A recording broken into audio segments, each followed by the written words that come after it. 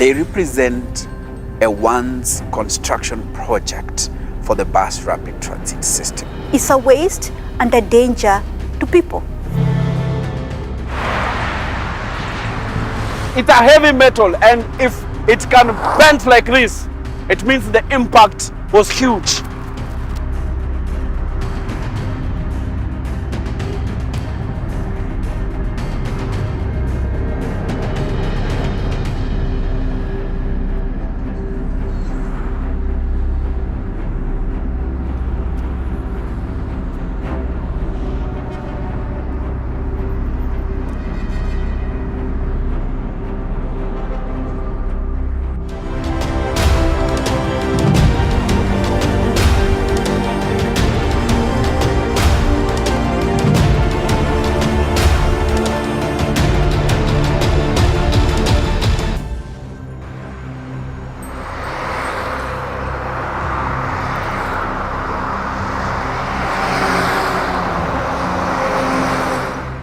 In the bustling city of Nairobi, there was a time when the construction of the bus rapid transit system on Thika Road stirred a quiet but growing excitement. It was more than just a project. It symbolized hope, a better future for the people of Nairobi and its environs.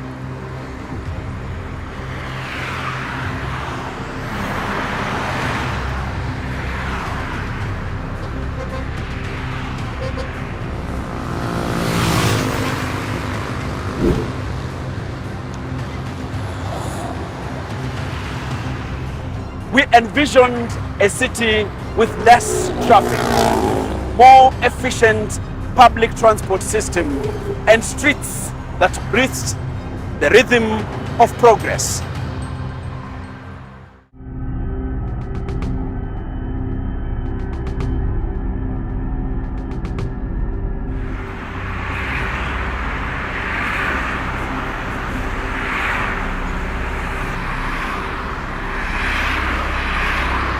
Imagine, if you will, the promise of a swift and reliable public transport system connecting the heart of Nairobi to its outskirts, uniting the city's many faces into one seamless flow.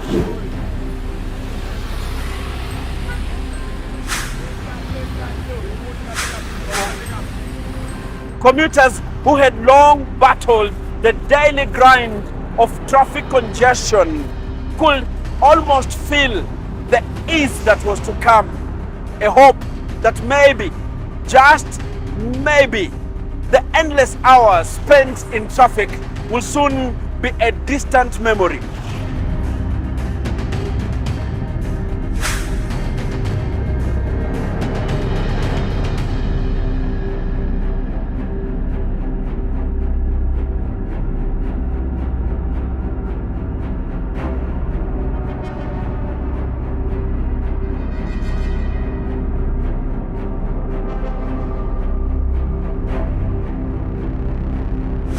As construction began, there was a collective sigh of relief, like the early signs of dawn after a long, weary night.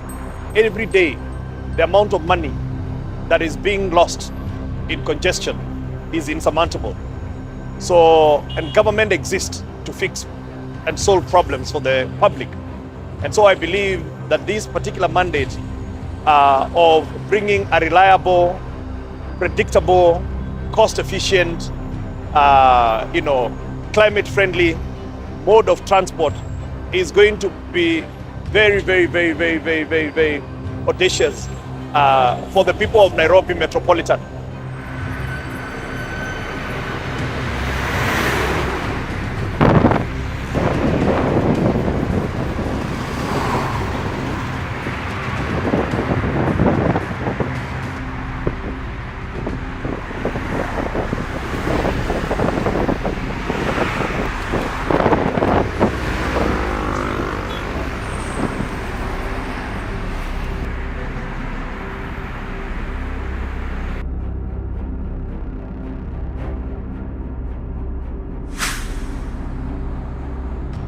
residents along Thika Road watched with anticipation as the foundation was laid, and the dream of an efficient mass transit system seemed closer than ever.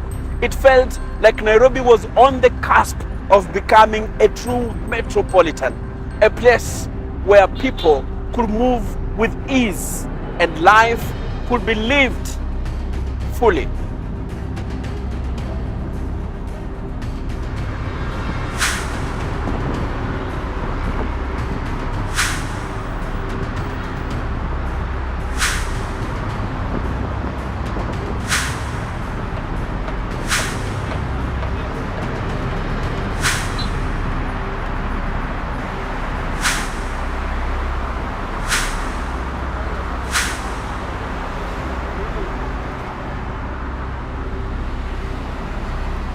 But slowly, those sparks of hope dimmed.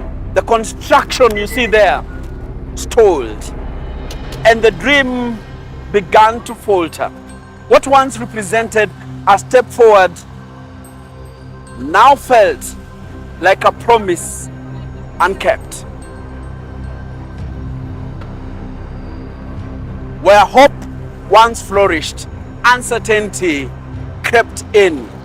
And the project that was supposed to bring progress and development just became a reminder of what it could have been.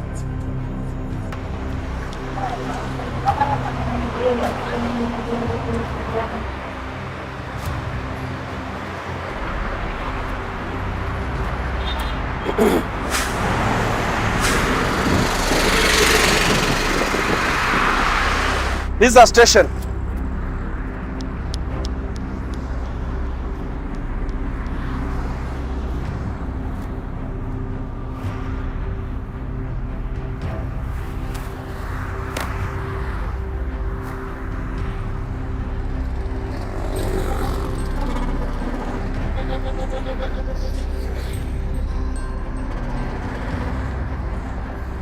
And so people started to wonder, why did it stop? When you move around Thika Road, you will see, or Thika Highway, you will see those metallic frames or metallic skeletons for bus stations, and one would wonder why they there, and especially if you are not a resident of Nairobi. But for us, we know that they represent a once construction project for the bus rapid transit system. Looking at it, is it a loss? From an economics point of view, it's a waste of resources. If you cannot foresee the beginning of a project to the end, it's better you don't start it. If you know you don't have what it takes to complete an investment-heavy project like that one, it's better not to start it than to start it and leave it incomplete, and even the little money that you had, which could have been used for something else. We call it a misallocation of resources.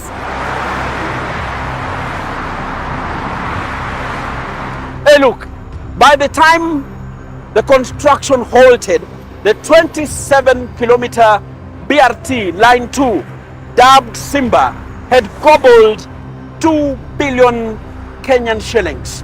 Well, the line starts from Ruiru Terminal all the way to the Kenyatta National Hospital, passing through the Central Business District. Let me tell you something.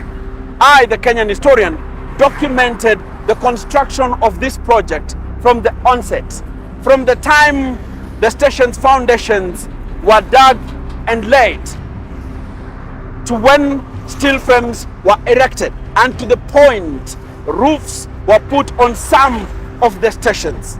It was amazing. It looked beautiful.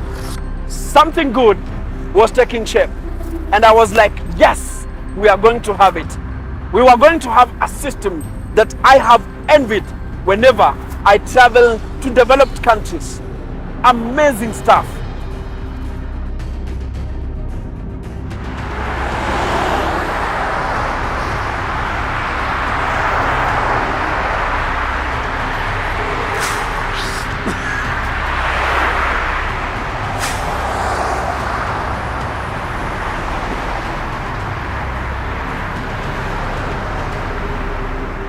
What if the construction of the BRT Line 2 on Thika Road had been completed according to schedule?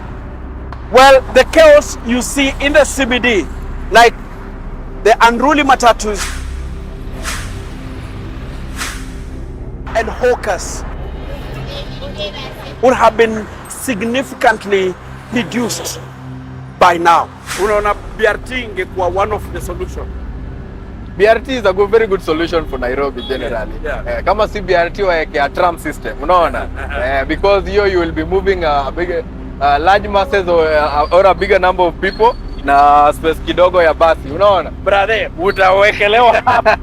Naona anatembea kwa pembe. Yeah. Hiyo ndio challenge. Hiyo ndio challenge. So unaona ukileta BRT tuseme hii matatu is a 32 seater matatu. Yes. BRT inaweza bebe maybe 100 people. Unaona you've done away with 3 matatu. But still lazima uangalie the aspect ya private sector contribution kwa hii market yetu. Private cars. Actually hizi matatu are privately owned. Yes. Unaona? Yes. So ukileta BRT na watu wako biashara, unaona basi moja inatoa matatu tatu kwa barabara. Wanaleta shida. Mm. So maybe you bring unafaa kuleta ile initiative ya the SACCOs na the private sector ndo wakam na the BRT system. In a year, 4 billion Kenya shillings is the cost of traffic jams in Nairobi. If you can be able to decongest this road and you are providing reliable, safe transportations for commuters, it's a win. Win for commuters, it saves them time, saves them energy, and a win to the economy as a whole. So the plans to decongest the city are long overdue. And the plans to decongest the roads are long overdue. And the only way to do that is a reliable transportation system and better planned roads. There is no other way. Transportation is key in terms of running this economy, literally and figuratively.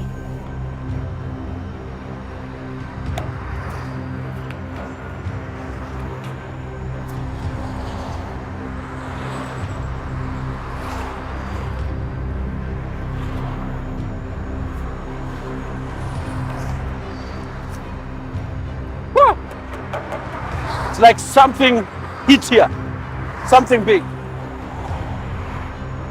You can see the steel frame. It's a heavy metal, and if it can bend like this, it means the impact was huge.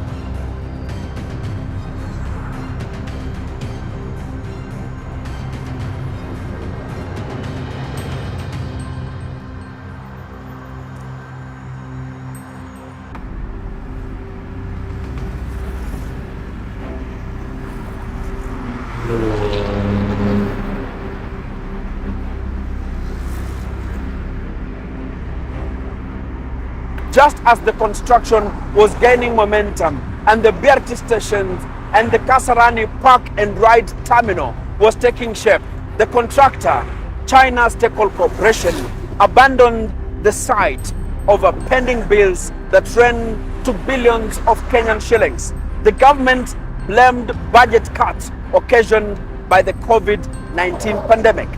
But that was way back in 2022. We are now in September 2024, and the site remains abandoned.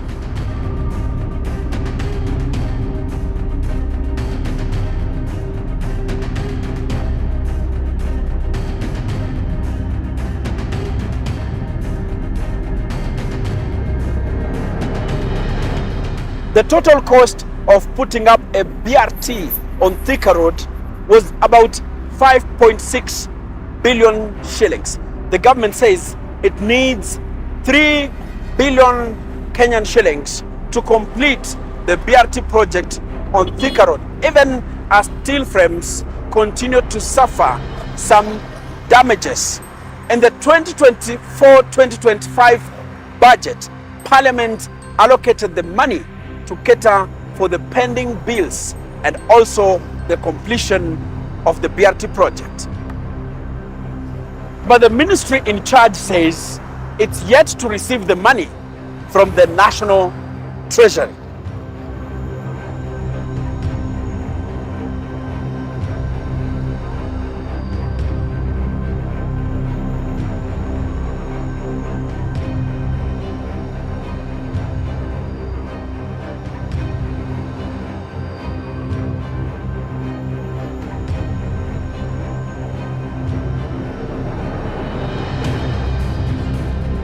Was it a matter of funding, political will, or something deeper? Whatever the cause, the BRT dream seems to slip further from reality, draining the hope that was once so vibrant in the hearts of city dwellers.